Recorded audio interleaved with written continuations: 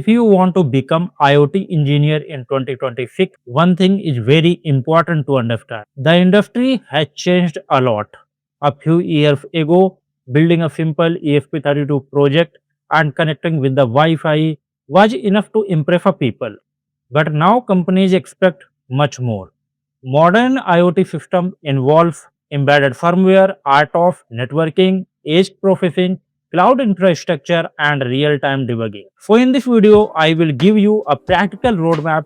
This is not a beginner motivational roadmap. This is the same skill that is actually used in the IoT and embedded system field in the industry. The first thing you need is a strong fundamentals of basics of electronics and embedded C. A lot of people directly jump to the cloud dashboard and mobile app without understanding the core concept of embedded system and IoT. So it starts with GPIO, sensors, relays, MOSFETs, ADC, DAC, PWM, voltage level pull-up and pull-down concept power supplies. Then move to embedded C. And honestly, this is the most important stage because almost every embedded interview focus heavily on pointers, structures, memory, bit manipulation, volatile keywords, and low-level logics.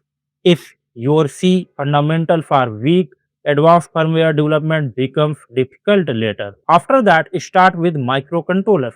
ESP32 is one of the best platforms for learning because it gives you Wi-Fi, BLE, FreeRTOS, networking support, and enough processing power for advanced projects. STM32 is also very important because it is widely used in the industry.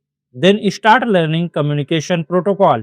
You can start with UART, I2C, SPI, RS485, Modbus, CAN, but don't learn them only theoretical. Learn how to debug them. For example, how to identify UART framing issues, how to analyze SPI timing, how to debug an I2C bus problem, how to verify Modbus CRC packets. This is where embedded engineering becomes practical instead of tutorial based. Now comes one of the most important skills for professional firmware development, that is RTOS. Modern embedded systems rarely run on single loop program anymore. Most real products uses multitasking firmware.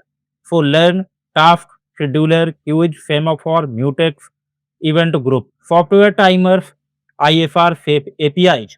But more importantly, understand concept deeply because companies usually test conceptual understanding, not only API syntax. After RTOS, moving into networking. And honestly, this is where many embedded developers become much more valuable.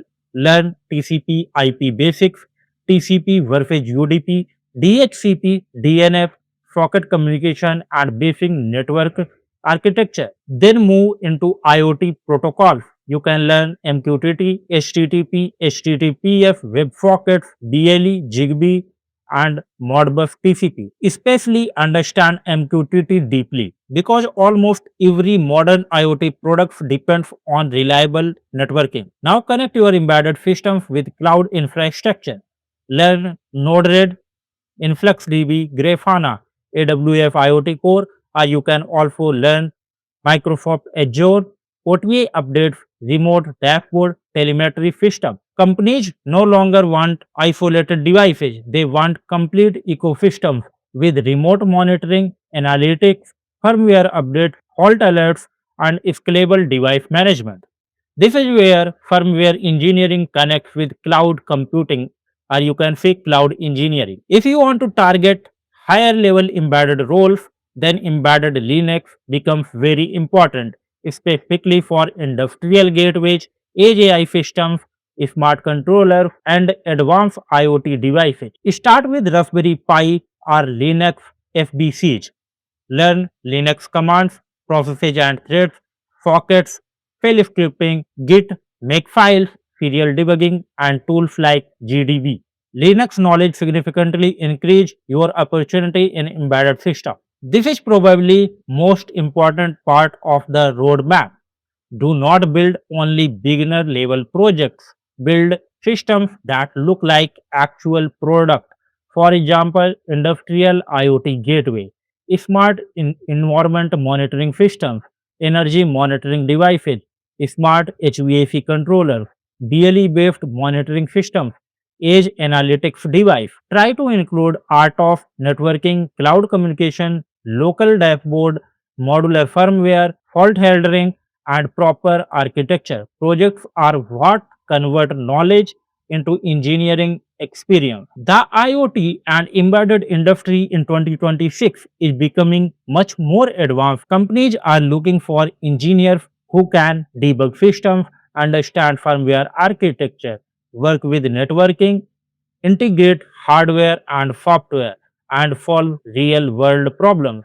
So don't focus on only certificate or watching tutorials.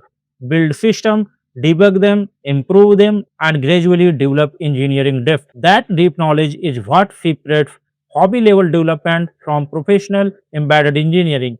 And if you want more advanced content on embedded system, art of ESP32, firmware architecture, industrial IoT, and product development, make sure to subscribe to the channel. Thanks for watching, guys.